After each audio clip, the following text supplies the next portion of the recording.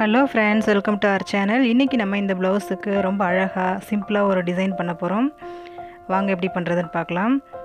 இதுக்கு ஃபர்ஸ்ட் நான் neck அளவு 3 inches எடுத்துக்கிறேன். ஷோல்டர் 2.5 inch, தையலுக்கு ஒரு 1/2 inch சேர்த்து 3 inch வச்சுக்கலாம். கழுத்து இறக்கம் 8.5 inch எடுத்துக்கலாம்.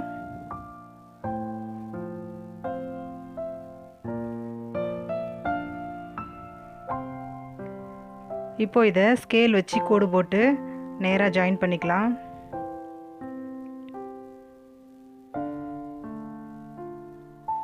இப்போ neck டிசைன் வரையறதுக்கு நமக்கு ஈஸியா இருக்கும்.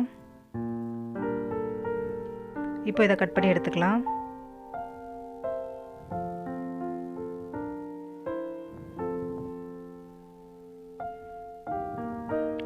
இதே அளவுக்கு நம்ம ப்ளவுஸ் பீஸையும் கட் பண்ணி எடுத்துக்கலாம். இப்போ டிசைனுக்கு நான் கேன்வாஸ் எடுத்துர்க்கேன். பாருங்க 2 பீஸ் எடுத்துர்க்கேன்.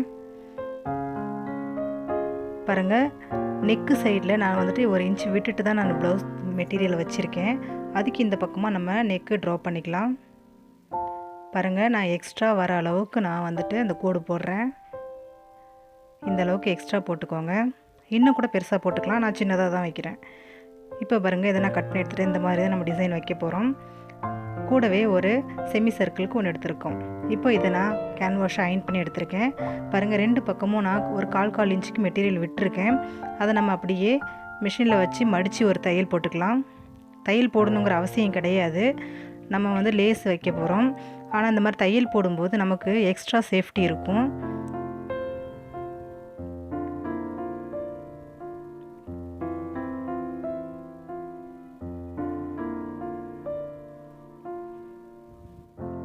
பாருங்க இந்த மாதிரி தையல் போட்டுக்கலாம்.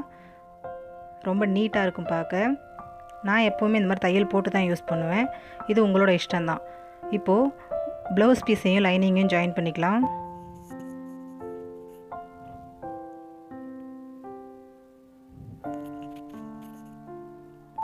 கரெக்ட்டா 1/4 இன்ச் கேப் விட்டு தையல் போடுங்க. கரெக்ட்டா ஷேப்பா போடுங்க.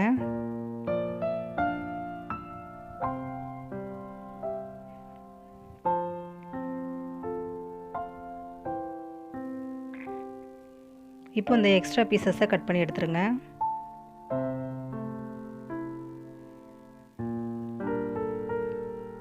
எடுத்துட்டு லைட்டாக நம்ம அங்கங்கே ஒரு ஸ்நாட்ச் போட்டு விட்டுக்கலாம். அப்போ தான் நம்ம திருப்பி அடிக்கும்போது நமக்கு ஷேப் கரெக்டாக நிற்கும்.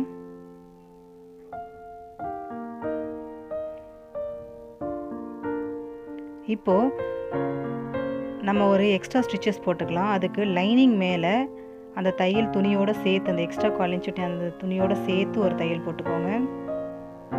லைனிங் மேலே தையல் வரணும். பாருங்கள் இந்த மாதிரி தையல் போட்டுக்கலாம். இப்போ நமக்கு திருப்பும் போது அந்த ஷேப் வந்துட்டு ரொம்ப பர்ஃபெக்டாக நமக்கு இருக்கும். பாருங்கள் ரொம்ப பர்ஃபெக்டாக இருக்குது. இப்போ மேலே நமக்கு அமுக்கு தையல் போட்டுக்கலாம்.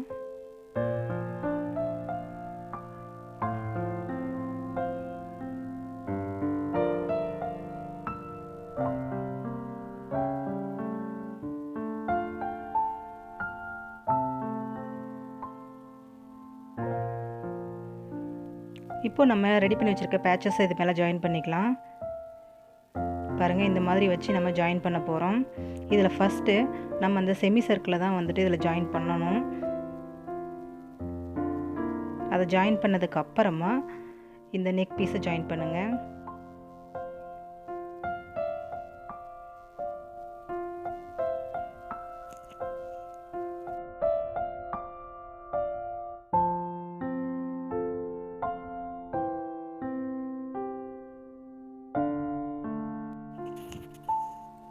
இப்போ அது மேலே நம்ம லேஸ் வச்சு 2 பக்கமும் தையல் போட்டுக்கலாம்.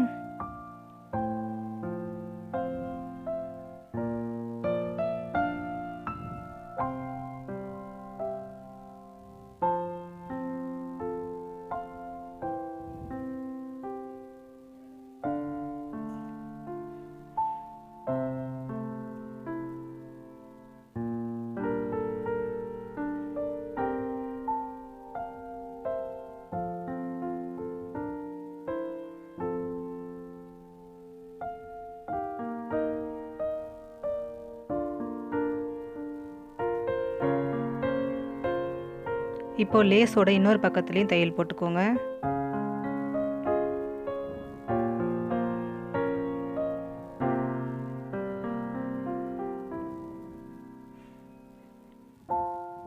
இப்போது இதே மாதிரியே நெக்கோட இன்னொரு பக்கத்துக்கும் அந்த பேட்சை வச்சு நம்ம தையல் போட்டுக்கலாம். இந்த மாதிரி வச்சு ஸ்டிச் பண்ணிக்கோங்க.